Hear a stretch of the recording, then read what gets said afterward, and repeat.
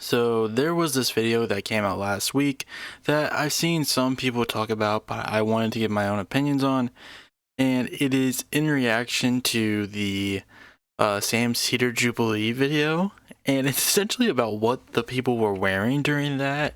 It's this video called "The Alt-Right Are Dressing Like the Radical Left" by Harland Spinks, and I just wanted to check it out because I've seen some people talk about it. So let's just get this rolling. I don't want to see a single Farquad comment on this video or I'm gonna lose it. If you're watching my videos, we probably have a similar algorithm and you've seen the clips and heard the discourse around the Sam Cedar Jubilee video titled 20 Trump supporters take on one progressive. It was a tough watch. Very much so. I barely got through it. I only got through like the first part with the DEI stuff. But like I've seen the clips that circulated around after that, like some of the discussions after that, and it was just nonsense. If you have no idea what I'm talking about and don't know how you got here, don't worry. I'll explain everything. Consider sticking around for a while. A lot of the discourse around that video is your typical frustration with most Jubilee content. How it's a complete spectacle where nothing is accomplished and no one learns anything. In the Sam Cedar video, people have mostly been clowning on Trump supporters, aka secret fascists in this case, as they go flying off the roller coaster tycoon death trap that is the Dunning-Kruger parabola. As per usual, there was also outrage at Jubilee themselves for platforming a bunch of dipshit cultists who have fully drunk the MAGA Kool-Aid and allowed them to spread harmful misinformation on their platform. There were also a few folks confused by something else that didn't have anything to do with the rhetoric or regurgitated Jordan Peterson talking points. Didn't have anything to do with their ideology or worldview. It was something that might actually be more nefarious than outright Sieg Heiling or calling immigrants rapists because of how surreptitious and deceptive it is. The fact that a lot of the conservatives didn't look like conservatives. This type of guy specifically, who looks like he unironically refers to himself as an ally, and owns and operates a bisexual vegan bakery where polycules get a discount on iced matcha that they can pay for in vintage vinyl records. Yeah, everyone was like so off when it came to like their clothing. Like nobody looked that conservative, at least the people who like spoke, except for probably that one girl that we didn't get to who was like a fucking nationalist or something like that. There was also one person who I don't even think went up to speak at all, who looked ridiculous in terms of like, at least in terms of like a conservative, like looked ridiculous as a conservative because like they looked like a fucking non-binary indie filmmaker wannabe, that sort of shit. Fashion is more than just buying and wearing the trendiest, most expensive designer clothes. The way we dress sometimes tells others about ourselves more than what we say does. And you can infer a lot of things about a person based on their style and fashion sense. Is it always accurate? No, absolutely not. But one of fashion's main functions is to signal to others that you may have aligning interests and even political views. Take this guy, for example. The fleece vest, the laminated... Yeah, like there's a joke that I've seen that circulates TikTok every now and again, like why do poly people look like that, like people in poly relationships, why do they look a certain way? And it's like it's because they are trying to signal to others that they are like, you know, polyamorous, just in case there's other polyamorous people who want to approach them and I don't know, maybe work towards a relationship, like shit like that. It's signaling. It's the same thing with like clothing. You know, how everyone kind of dresses. Like when you dress, you're giving off like you're giving off an image of yourself that other people are going to look at and judge you based off. Name tag, the ill-fitting bootcut jeans that match his wife's probably lead you to believe he works in tech, which might lead you to assume other things about him. Probably not a fan of the gym, socially awkward, wants to save the world through technological advancements of his startup, might even be a World of Warcraft incel of some kind. Anything is possible. Now take a look at this guy.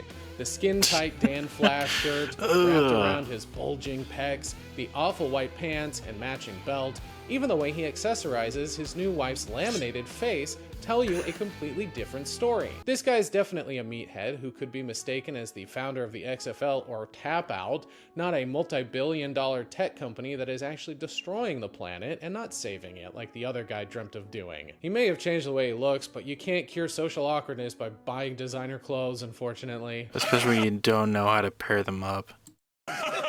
Like that fit is atrocious. Like, let's go back to it for a second. Like, this is an atrocious fit. Like, the heart eye sunglasses. You got this going on. I don't care for it. It's not a good look. And hair and makeup are more than just trends. There's historical and cultural context that we all understand to a degree, whether consciously or unconsciously. And everyone appropriates fashion all the time. It's how you get new trends and subcultures. A lot of the time it's done out of respect or as a way to reclaim a narrative or to make a subversive commentary on class division. Conservatives and even further right groups are no different, co-opting certain aesthetics and fashion styles for different means with different intent. For example, what do you assume about these guys? You might be concerned that they're racist Nazi punks since one of them looks like a skinhead, and they're both wearing military-style jackets covered in band patches and pins with the big romper stomper boots. I mean, one of them literally has a pride patch. You'd be wrong. They're what's known as sharps, skinheads against racial prejudice.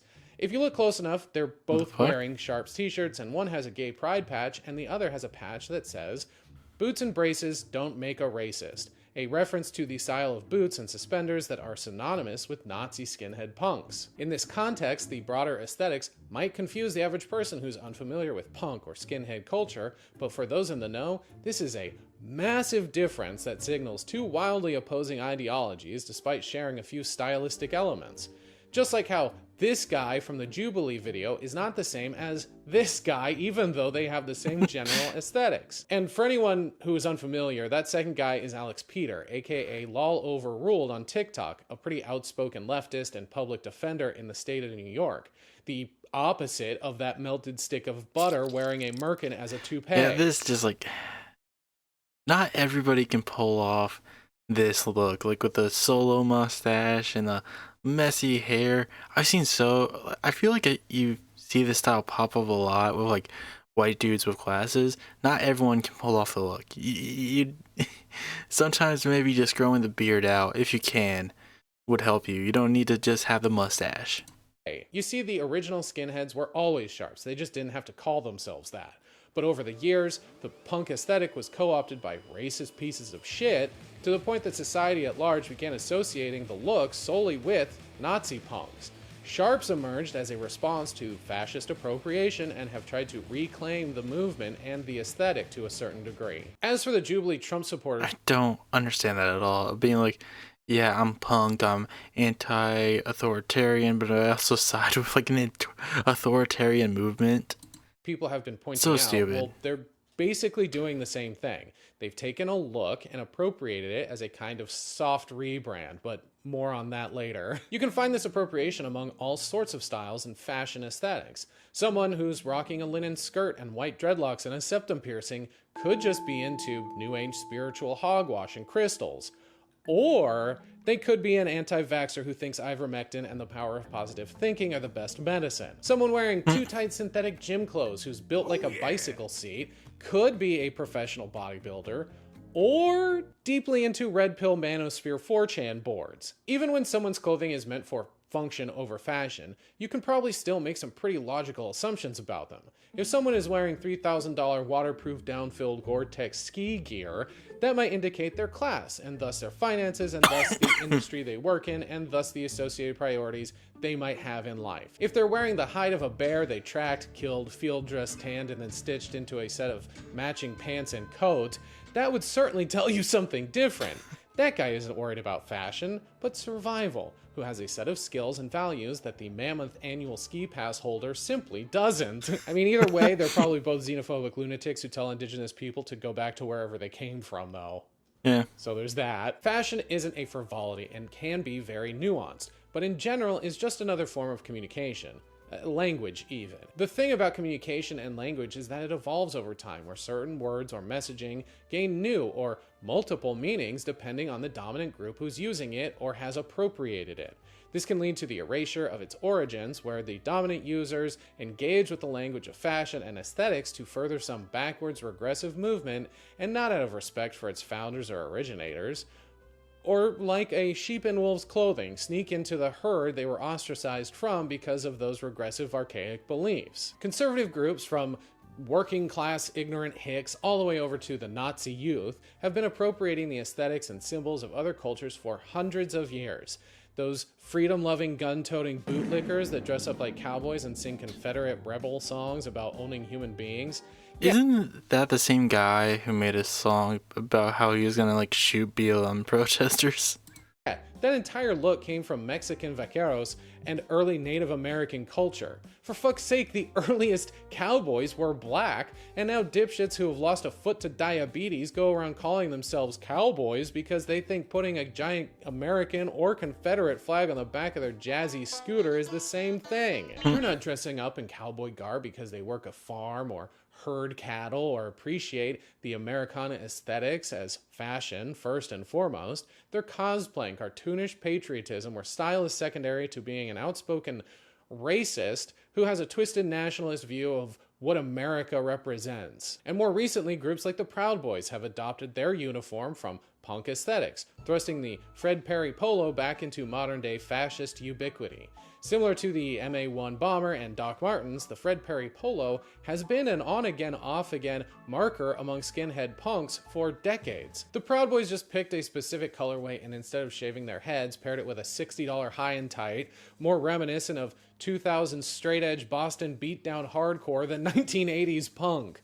The most embarrassing were the Boogaloo Boys appropriating tiki torches and cheap Hawaiian shirts because nothing says I'm a badass who's gonna burn a cross on your lawn like wearing the wardrobe of an alcoholic retiree whose kids no longer speak to him.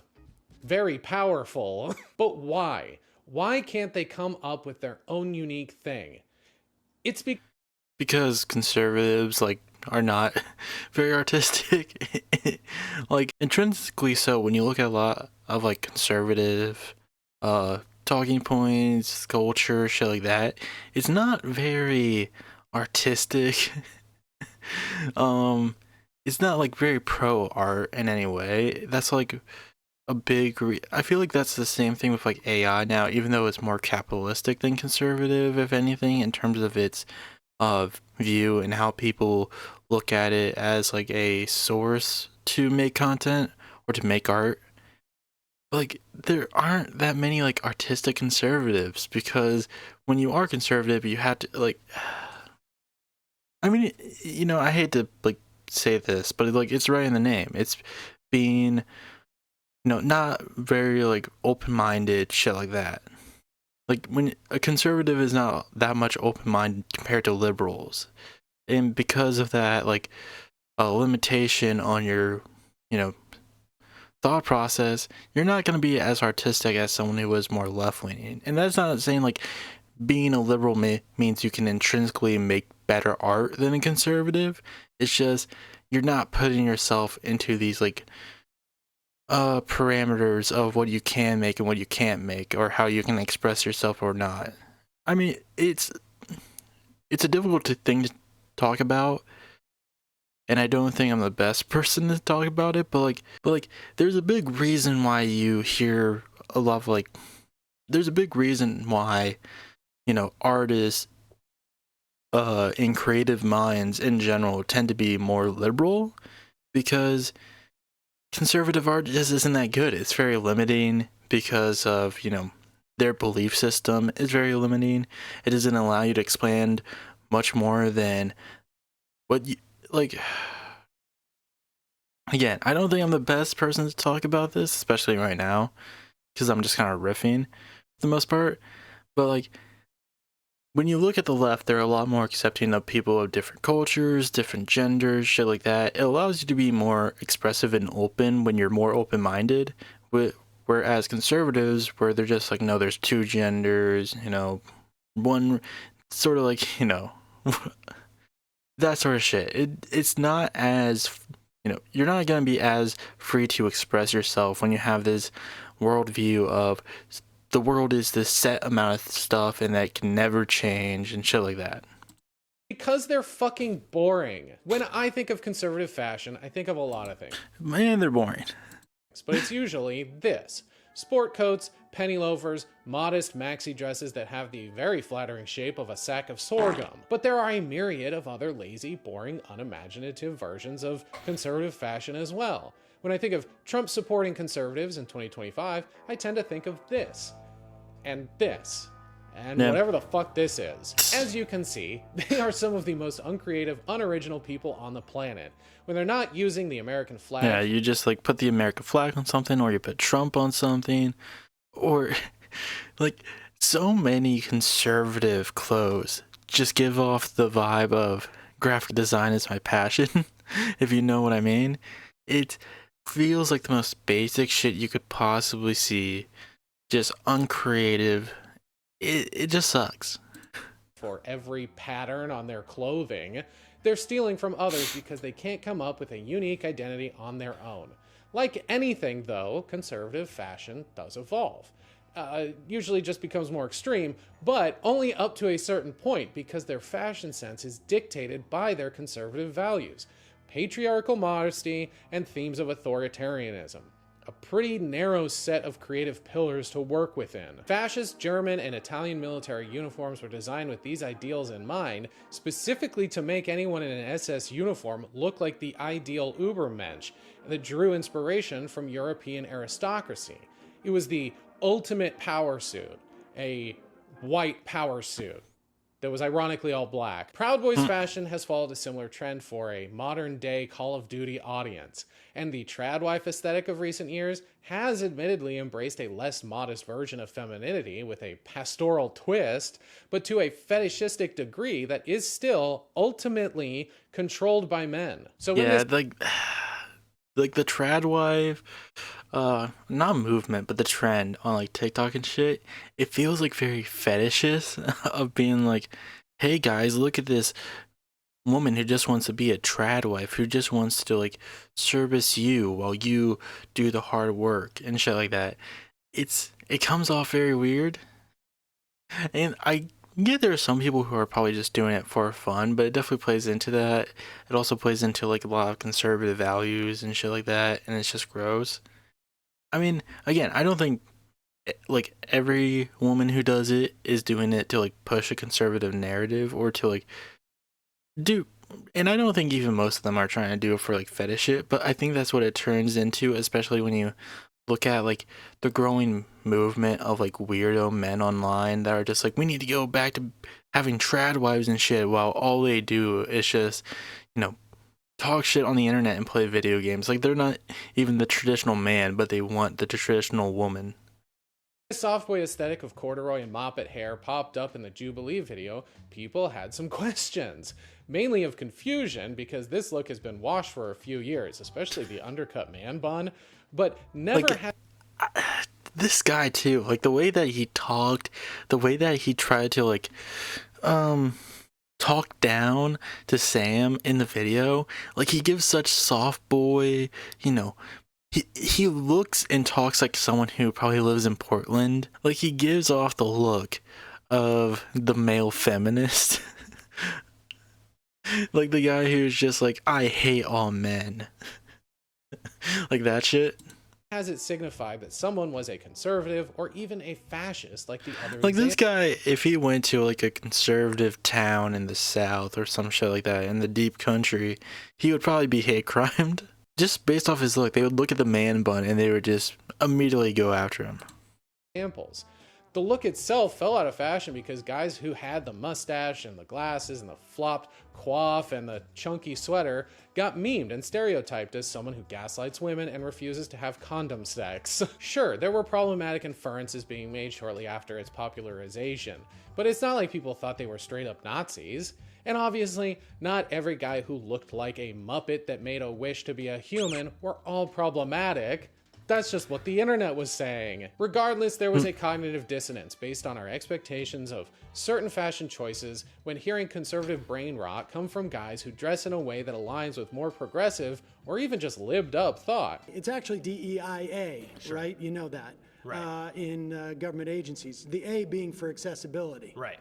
Yeah, and I think the attack on DEI isn't Like, this guy looks like, if I walked up to him or talked to him, I feel like he would definitely be like a libbed up, probably, you know, living in California type, like what he says before, like probably works a coffee shop with polyamorous people or something like that. Like, I feel like he gives off the look of like a white guy for Kamala. And it's just weird when you hear him speak in this episode because he just doesn't give off that vibe at all. an attack on people's protections. It's on the other end of the spectrum, right? Wanting to end DEI doesn't want to end protections for someone being disabled, someone being This is his point of being like, they're not trying to like go after people's protections. They're just trying to go after it being forced, which is not the case. Accessible to get into a job and rather wants to. But when you get rid of DEIA, that you're getting rid of people's protections. Like, that's the stupidity of his argument. It's like he was trying to like soften the blow a bit of being like, yeah, we're not trying to get rid of like marginalized people's protections in their employment. We're just trying to make sure that they aren't forced into it, even though the problem that I'm laying out doesn't exist. Incentivize corporations to push them to hire these people on unfair bases. That's because this genre of guy could easily also be the emotionally intelligent, calls his mom every day kind of guy who understands that running a government is not equivalent to working at McDonald's. What does race have to do with running an effective government? What does race have to do? If, let's say, DEI on the micro level. I will tell you right now. DEI on the micro level at McDonald's. I'll tell you. It's just, you can tell he thought of that line beforehand because he was just so heavily trying to force it there. He was like, let's talk about it on the micro level, and Sam's like, I'll tell you what, and he was like, no, let's talk about it on the McDonald's. He was just trying to force that. You could tell that he thought of that line beforehand, and he was just trying to force it in there. Like, Sam's like, I'll tell you like how it's effective, and he's just like, no, I gotta get my line in though. I gotta get my line in. Am I gonna Ask me get a better question. nuggets? Listen, I'll ask you a question. If the cashier. Yeah, has we been all back know for a that while, the government is run just like a McDonald's. This style also felt That's why Trump keeps running for president. He's like, it's just like McDonald's. I went to McDonald's. I love McDonald's. That's why I love being president. out of fashion because it was no longer unique and cool in a broad sense and started to feel extremely contrived. There are two things that require something or someone in order to be considered cool: individualism and nonchalance. Once this style, or any style really, enters mainstream culture, it no longer embodies a sense of individualism or nonchalance. Not everyone, but a large portion of men started intentionally switching up their style and dressing like this, which is inherently chalant. You cannot be unconcerned or unbothered when you're going out of your way to dress in a certain style. If you do it because it's just trending, you're a corny poser. It's why everyone dunked on Zuckerberg when he got hit with the Dominican fuckboy ray, going my from God. looking like a wet Martian to elder millennial suffering a midlife crisis. The awareness of hopping on a trend is the antithesis of cool. When conservatives try and rebrand their image, it feels forced for this very reason. It's not cool anymore, especially when they're That Zuckerberg rebrand, like, oh my god, it was so terrible because you could just tell it was him trying to like chase after Elon and like the power that he was giving with Trump, especially after the victory, like after the election, where he was just like so desperately trying to get on their good side that he was just like, yeah, he did that like Joe Rogan interview where he was like, oh, the Biden administration was going after me because of this and that, and like that look, it's just like, dude, how can you be like a billionaire trying to dress up like a Zoomer, but you can't, but you like, can you not just afford to work on your face to make yourself look younger? Because he looked like a 40-year-old man trying to be a Zoomer. a multi-billionaire CEO whose image is inextricably tied to the authoritarian policies of their company. This is typically because they're about a decade late to whatever fashion trend they've adopted, because they don't bother themselves with childish things like fashion and art. They've got coding to do. They're simply using personal optics to make spreading misinformation across their technocratic empires more palatable. They are incapable of being nonchalant or having any individual thought, which plays right back into how boring they are. You're not fooling anyone, Zuck. You've got no aura. And that right there is another explanation why this new breed of soft boy conservative slash fascist looks like this. It's less threatening than a tailored Schutzstaffel uniform or a form-fitting Proud Boy polo and tactical vest. It's a form of subversion and manipulation meant to put others at ease, where they're less likely to react with hostility or revulsion when they start spouting fascist nonsense. Not only that, it's because the guys who aren't conservatives or alt-right weirdos who did dress like this were getting laid. I think I can confidently say most women don't want to fuck someone wearing a Klan hood or who's jacked up on HGH in a polo they bought in the kitchen. What, you saying that girls don't like to sleep with guys who look like coneheads? Like, did they, like, when they were coming up with the design of that, did they never look at themselves in the mirror and realize how stupid they look? I'm sure there are some women who are into that aesthetic and dress in a similar way. But even if they do, they're not putting out the same way a liberated, bra-burning leftist woman is. They're waiting until marriage and only having sex as a means to breed more offspring. This is especially true of young, lonely, white men, which I've already talked about once before.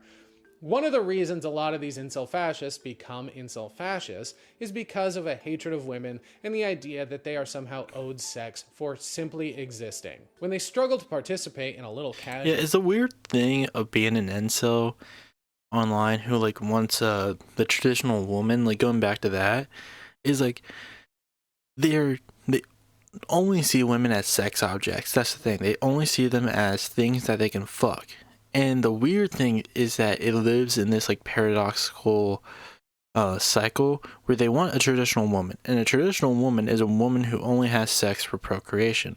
But they also want a woman that is, like, easy to fuck, that will fuck them anytime they want, but also only sees sex as a means of, like, that's what they want, a traditional woman who sees sex as a way to make babies, but they want that woman to have sex with them whenever they want, even if they're not married. Like, it's weird because, like, they don't know what they want. Incels, they really don't, just based off that, because, like, they want the traditional lifestyle, but they're not willing to live it. They want the traditional woman, but they don't really understand what that would mean in terms of what they would have to do in order to get that traditional woman, or the fact that that doesn't mean they can just have sex all the time unless they get married. Like, it's weird. You can tell they don't think about it. They're just reacting to shapes and colors, and you can definitely hear that based off their, like, talking points and shit like that. The stuff that they also discuss as, like, big issues, like, when you look at it nowadays, a lot of, like, the incel stuff, it's a lot very much Gamergate shit, and you can see that with people like Andy Vance Gaming, Asmongold. You can also see that in the terms of, like, the fall of a lot of conservative pundits now. I believe, like, Daily Wire is going up for bankruptcy. Like, the Daily Wire is going bankrupt. So, like, traditional, like, at least traditional online conservative pundits and that sort of atmosphere is dying out. Like, Ben Shapiro has been slowly, like, going down the ranks in terms of important conservative pundits. Like, Brett Cooper has been rising up in that state. Candace Owens, again, Asmongold. Like, conservative media now, and, like, conservative pundits and shit like that, it's just kind of reduced to culture shit. Like, with Candace and Brett, they only really focused, like, a lot of their big focus was, like, on the Justin Baldoni, what's the other girl? The girl that is married to Ryan Reynolds, Blake Lively. Like, they focused on that shit. Asmongold obviously follows, you know, gaming and shit like that. It's, I mean, conservative, you know, talking heads like Ben and others always kind of focused on, like, culture war shit, but Brett, Candace, and Asmund do it in a way like they're more connected to it, or like they're better fitted towards the audience that is going to absorb that shit anyways. Like, you know, incels obviously see themselves in Asmongold because he lives like a fucking rat. And Brett and Candace kind of, you know, play off that conservative female audience that, or just, you know, the drama audience, shit like that. But like Ben Shapiro, he just doesn't have that. He doesn't have that riz. He doesn't have that game with it where he can like he can't like, you know, draw in the same audience that like Asmongold can, because they probably see Ben Shapiro as big of a loser as they are, even though they don't see that with Asmongold, weirdly enough. Probably because he's like, I don't know, Ben Shapiro is very successful too. I'm not sure. I think Asmund is more closer to that audience than Ben is, because Ben just gives off like a very different loser energy. I don't know where we're going with this. Sex because they're socially awkward or lack emotional intelligence. I feel like I just kind of lost my train of thought. Like, oh yeah, we were talking about how like incels want a traditional lifestyle but don't go for it. But don't realize what they would have to change about themselves to get that if they want to live a traditional lifestyle. It's a paradoxical cycle. Like, they just don't understand that they drastically would need to change in order to get that. Like, you can still live a traditional lifestyle. Like, that's not going away. It's just that people realize they have more options outside of that, and they're probably trying it out. But like, you can still live a traditional lifestyle. You can still find yourself a traditional woman who will want to fulfill the role that like a traditional woman is supposed to play. But you have to be a traditional male in order to get that, because they're not going to go after some loser who just stays online bitching about video games all the time. Just can't help themselves talk about their love of capital punishment among mixed company. They don't take that as a sign to work on themselves and reevaluate some of those opinions. They go down the easy route of resentment and are comforted by a worldview that tells them they should get to own women, and that the trad wife is a woman's natural biological role in the family unit, and that marital rape is a-okay. Saying dudes who look like this should be doing theater and making iced lattes, not arguing in favor of fascism. And the explanation for this is actually quite simple, okay? Fascists don't get bitches. These chuds think that if they, put on the wire rim glasses and do the floppy hair and the mustache or the man bun, that will attract women to them, because they know in their heart of hearts that women are not attracted to fascists. They're attracted to nice people. People who actually... I mean, I don't even necessarily agree with this take all the time. Like, they could probably find... Here's the weird thing about how they're dressed. Like, I don't think they're necessarily doing it to get women. I think this is more of a case of, like, maybe a sense of marketing of, like, they're trying to appeal to a younger demographic. Also, like, they probably like the aesthetic, but don't realize the vibe that it gives off with them. Like, I don't think them trying to sleep with women is why they're dressing like this. Like, I don't see it, probably because most people would assume they're gay. But at least, like, conservative women would probably look at these guys and like, oh, they're probably libs or gay and shit like that. Like, I don't see that being the case. Unless they're trying to sleep with liberal women, then in the case they're probably going to see some excess. At least maybe the guy on the left, I don't know. The guy on the right literally just looks gay. That's the thing. So I don't know if women are going to automatically be like, yeah, I want to sleep with this guy. He gives off the gay vibe with like the man bun, shit like that. The way that he's dressed, it gives off less of like a male feminist vibe and gives off more of a gay vibe to me. Are normal, dress a certain way. They have stable... Like, there's plenty of, like, conservative women who would, like, completely sleep with a fascist. They don't give a shit. It's just, like, those type of women are not going to go for these guys because they're just going to look at them and be like, oh, you're gay.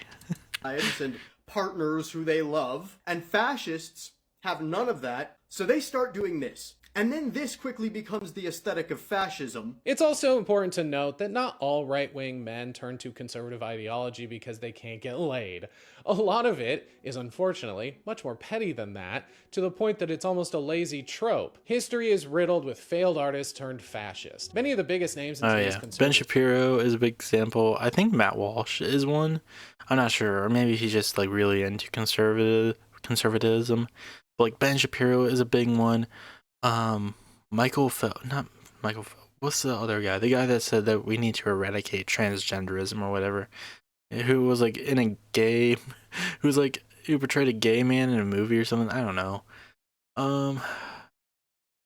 But yeah, Ben Shapiro is like the big one at least in terms of like online pundits. But like I believe Brett Cooper is a similar way, where she just tried to break into the like TV film industry and just ended up failing. I mean, you can also see that with like the Daily Wire's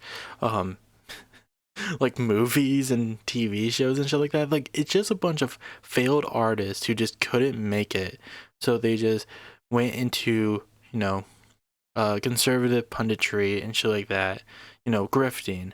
I mean, Steven Crowder is in the similar camp. The dude literally was like a voice on Arthur.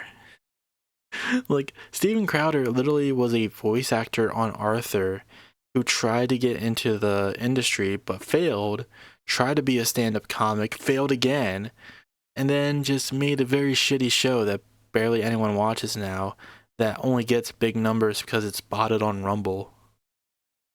But that's about it. Like, conservative grifters fill like the failed artist archetype, at least somewhat. I mean, Sam Cedar said even in the Jubilee video that he tried to get on sitcoms, and obviously, where he is now. But the thing is like that, like Sam Cedar is one example of that, but there's so many examples on the right of of similar cases of people who just couldn't make it in Hollywood and just would rather sell their soul to do, conservative grifting than, I don't know, trying again and trying to work on their craft. Spaces ended up there because they were rejected from the humanities and then developed this chip on their shoulder and went even further right, almost out of spite. Ben Shapiro is a failed screenwriter, Jordan Peterson is a failed intellectual, Steven Crowder, failed stand-up comic, Dave Rubin, failed actor, Hitler... Oh my god, Dave Rubin tried to be a comedian? No, there's no way. That has to be like the worst stand-up of all time if Dave Rubin tried to be a comedian. Failed painter. That Vinny guy who had a meltdown on Piers Morgan is not only a failed comic, but a failed... What the fuck? That is such a... That guy has to be on something. Like, let's look at the Vinny guy. Look at this guy. Had a meltdown on Piers Morgan is not only a failed comic. There's no way.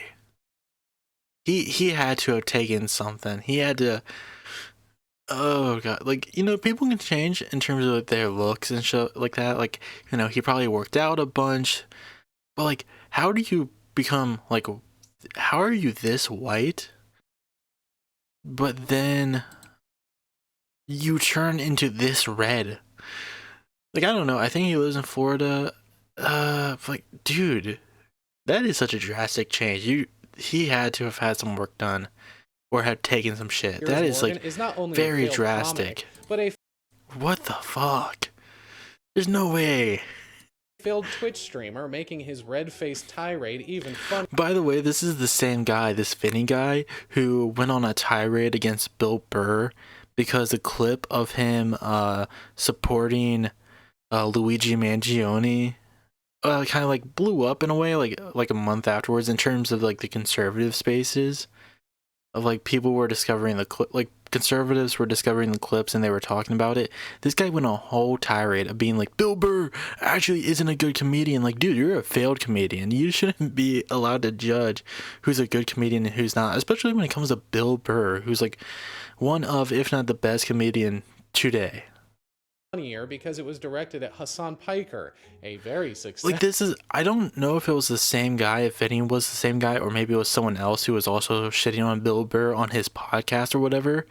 But they said that Tom Segura was better than Bill Burr.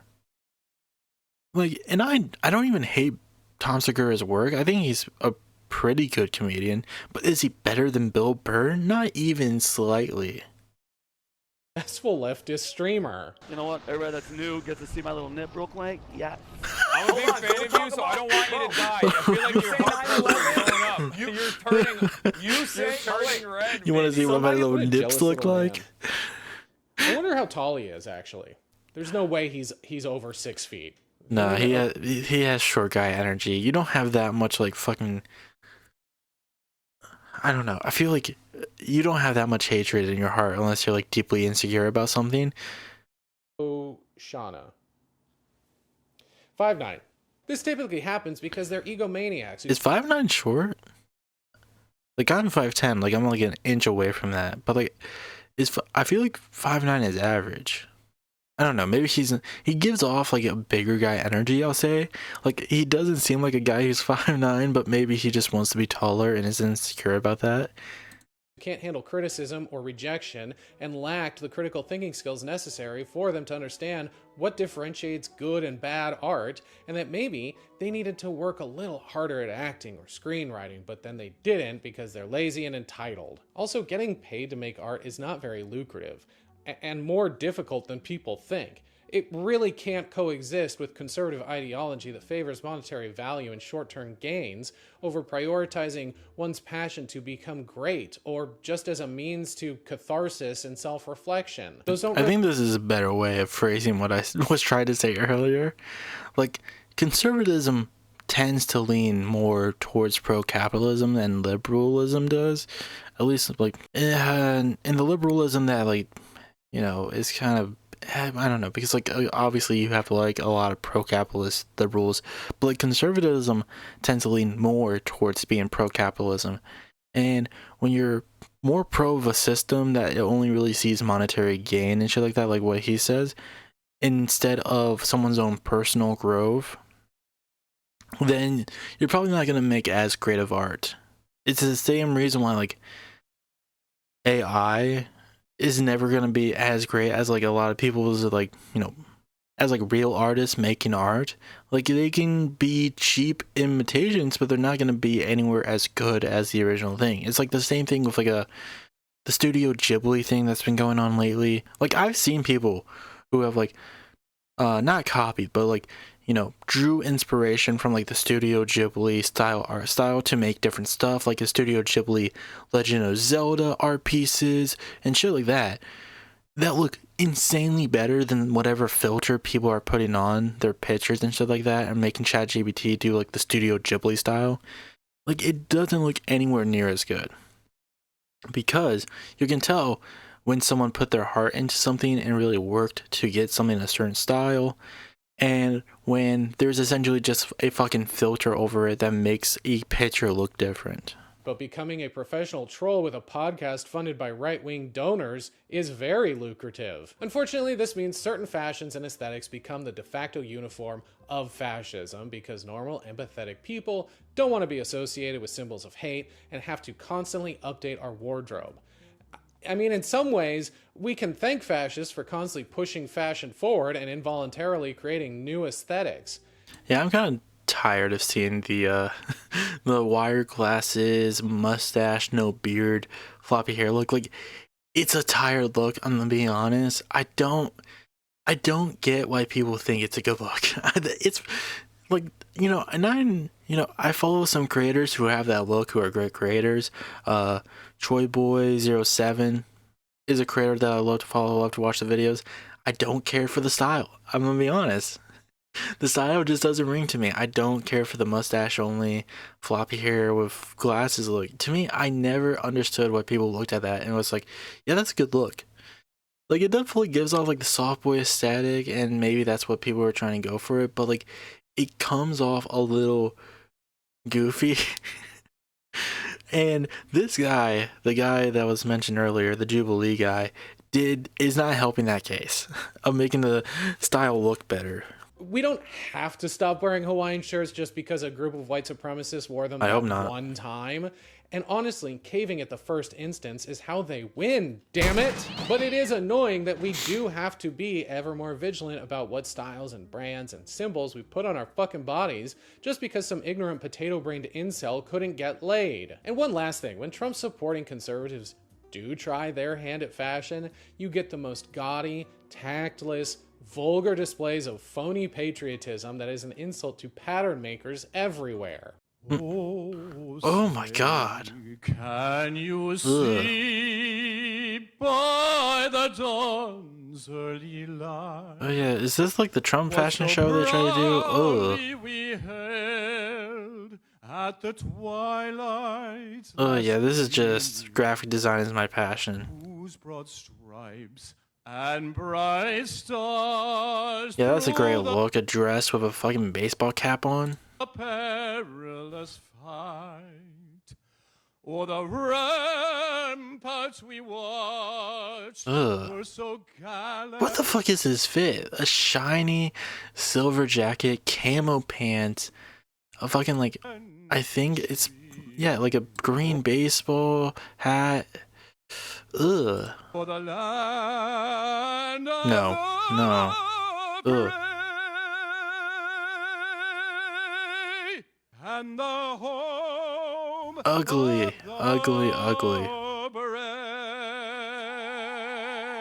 That's the video. Thanks so much for sticking around. It's like Queer Eye for the MAGA guy. If you made it this far, that means you're special. Now, make sure you follow the rules of the channel and like, share, comment, subscribe. If you don't know that by now, Yeah, I'm definitely gonna leave this a fan of like. the channel. Genuinely, It's a pretty good video going into like the fashion sense of people on the right and how they're trying to adopt some of the fashion choices of people on the left. Again, I don't think it's necessarily even because like, oh, they're trying to get laid. I think it's just more like they understand that. I think it's mostly either a combination of them trying to like relate or come off less fascisty to a younger audience. Also, I think these are just people who like live in liberal cities, and because of that, because they're surrounded by those type of people, they tend to adopt those same like attributes of people who live in, you know, like liberal cities, blue states, shit like that. So they kind of dress the same, shit like that, or they're just trying to follow fashion trends.